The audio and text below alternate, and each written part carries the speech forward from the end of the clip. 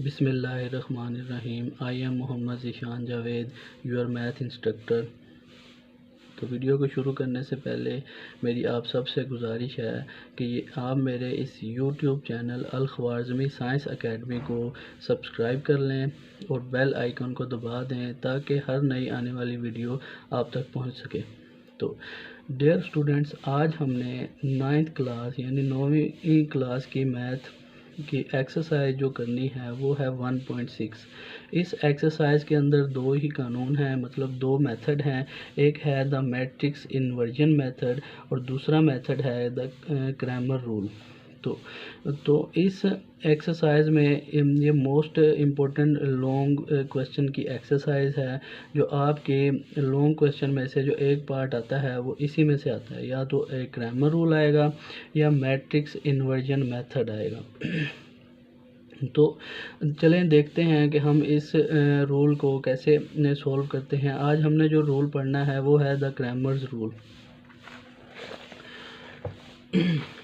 ये है आपके पास क्रैमर रूल का मेथड,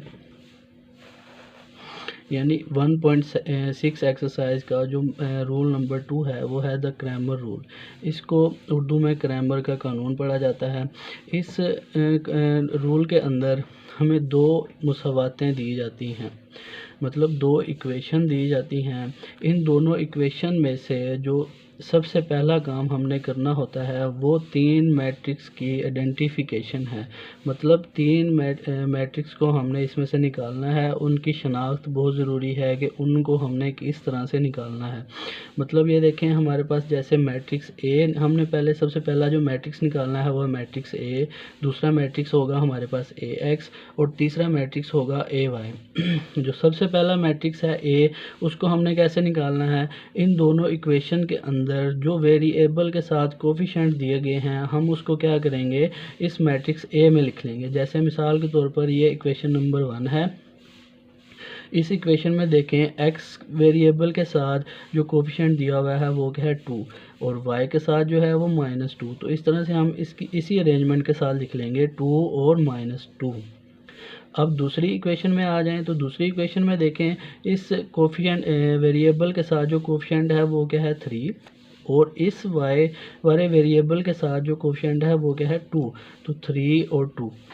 अब यही हमारा फर्स्ट मैट्रिक्स है। मैं फिर आपको बताता चलूँ कि हमने इन दोनों इक्वेशन में से जो वेरिएबल के साथ जो कोफिशिएंट दिए हुए हैं उसको एक अरेंजमेंट के साथ फर्स्ट मैट्रिक्स में लिख लेना है। जैसे ये देखें, वेरिएबल क्या था x और y, इनके साथ कोफिशिएंट क्या थे 2 -2 3 और 2। उसको हमने मैट्रिक्स ए में लिख लिया जो क्या है 2 -2 3 और 2। इसी तरह से हमने दूसरा मैट्रिक्स जो निकालना है वो है ए एक्स है।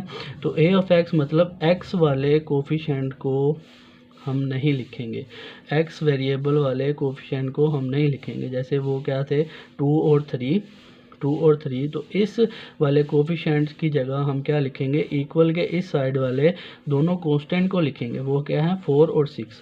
x वाले कोफिशिएंट्स को नहीं लिखेंगे, उसकी जगह क्या लिखेंगे 4 और 6। तो ये हमारे पास ax था। और जो दूसरे एलिमेंट्स हैं वो हैं y वाले कोफिशिएंट्स, y वाले कोफिशिएंट को लिख लिया जाएगा जैसे -2 और 2। इसी तरह से हमने जो तीसरा मैट्रिक्स निकालना है वो है ए वाई मैट्रिक्स में हम क्या करेंगे, x वाले कोफिशिएंट को लिखेंगे। x वाले कोफिशिएंट क्या है 2 और 3, इनको लिखेंगे, जबकि y वाले कोफिशिएंट्स को नहीं लिखा जाएगा। -2 और 2 को नहीं लिखेंगे, उसकी जगह क्या लिखेंगे, इक्वल के इस साइड वाले कांस्टेंट यानी 4 और 6 को लिखेंगे। तो ये तीन मैट्रिक्स है हमारे पास। इन तीनों मैट्रिक्स की आइडेंटिफिकेशन, मतलब इनको लिखना कैसे है, इनकी शनाख्त कैसे है, इनको हमने लिख लिया। अब हम क्या करेंगे, इसको मज़ीद सॉल्व करेंगे। तो अब इन तीनों मैट्रिक्स, जो हमने तीनों मैट्रिक्स निकाले हैं, इनका हम ले लेंगे डिटर्मिनेंट, जिसको उर्दू में मक्ता भी बोला जाता है। अब ये देखें, जो पहला हमारे पास मैट्रिक्स है ए, इसका हम क्या ले लेंगे मोड यानी डिटर्मिनेंट, और उर्दू में इसको बोला जाता है मक्ता। इनकी ब्रैकेट इस तरह से होती है। तो जो हमारे पास एलिमेंट्स थे मैट्रिक्स में उनको हम इसके अंदर पुट कर लेंगे। 2 माइनस 2 और 3 और 2। तो डिटर्मिनेंट को अब ओपन कर लेंगे। डिटर्मिनेंट को ओपन करने का तरीका क्या है, डायगोनल एंट्रीज को मल्टीप्लाई कर दिया जाता है। जैसे 2 को मल्टीप्लाई करेंगे इस वाले 2 के साथ, और ये देखें 2 को मल्टीप्लाई कर देंगे 2 के साथ, दरमियान में डिटर्मिनेंट वाला माइनस, और -2 को मल्टीप्लाई कर देंगे इस वाले 3 के साथ। तो ये है डिटर्मिनेंट ओपन करने का तरीका, जिसको हम मक्ता भी बोलते हैं। तो अब हम इनको मल्टीप्लाई कर देंगे, 2 टू द 4, माइनस माइनस क्या हो जाएगा प्लस, और 3 टू द हमारे पास आ जाएगा 6। अब हम इन दोनों को ऐड कर देते हैं, तो 4 + 6 क्या होता है 10। अब दूसरा मैट्रिक्स है, अब हम क्या करेंगे, दूसरे मैट्रिक्स का भी बिल्कुल इसी तरह से मोड ले लेंगे, यानी मक्ता ले लेंगे। अब ये देखें 4 -2 6 और 2।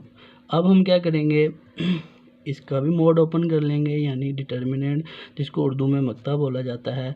अब ये देखें हम क्या करेंगे, उसी तरह से डायगोनल एंट्रीज को मल्टीप्लाई कर दिया जाएगा। 4 को मल्टीप्लाई कर देंगे 2 के साथ, दरमियान में डिटर्मिनेंट वाला माइनस, और -2 को मल्टीप्लाई कर देंगे 6 के साथ। तो ये आइए देखते हैं अब हम कैसे इसको सॉल्व करते हैं। 4 to the 8 minus minus plus, और 6 टू द 12। अब हम इन दोनों को ऐड कर देते हैं, तो 8 + 12 क्या होते हैं 20। अब ए एक्स का भी हमने मोड ले लिया। अब हम क्या करेंगे, ए वाई का मोड लेंगे। तो बारी बारी जो हमने मैट्रिक्स निकाले हैं दोनों इक्वेशन में से, उन तीनों मैट्रिक्स का हम क्या ले लेंगे, मोड ले लेंगे।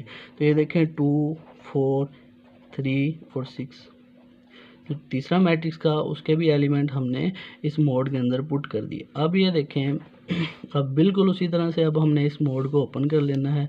2 को मल्टीप्लाई कर देंगे 6 के साथ माइनस, और 4 को मल्टीप्लाई कर देंगे इस 3 के साथ। 2 को मल्टीप्लाई कर देंगे 6 के साथ, मोड वाला माइनस, और 4 को मल्टीप्लाई कर देंगे 3 के साथ। तो 6 टू द हमारे पास क्या आ जाएगा 12, -4 3 द 12। तो 12 - 12 क्या होता है 0।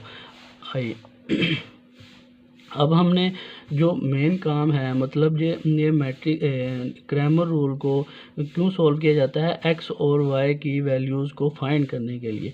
जो हमारा आखिरी काम है वो हमने क्या करना है, एक्स और वाई की वैल्यूज़ को फाइंड करना है।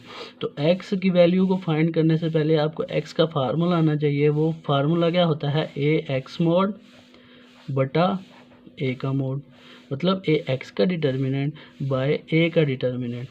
तो जो हमने इसमें से डिटर्मिनेंट निकाले हैं, मिसाल के तौर पर हमने ए एक्स का डिटर्मिनेंट निकाला है, ए एक्स का मोड निकाला था, उसका आंसर क्या निकला था 20, और ए मोड निकाला था, ए मोड का आंसर क्या है 10। तो इसको डिवाइड कर दें, ये क्या आ जाएगा हमारे पास 10 टू द 20। तो एक्स की वैल्यू हमारे पास क्या आई है 2। इसी तरह से हम वाई की वैल्यू को भी निकालेंगे। वाई की वैल्यू कैसे फाइंड करेंगे, बिल्कुल उसी तरह से जैसे एक्स का फार्मूला पुट किया था, इसी तरह से हम वाई का फार्मूला पुट करेंगे। वाई का फार्मूला हमारे पास क्या आ जाएगा, ए वाई मोड बटा ए का मोड।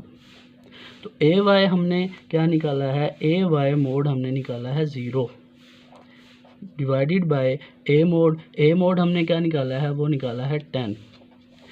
तो 0 बटा 10, ये हमारे पास आंसर आ जाएगा 0। तो ये था हमारा क्रैमर रूल।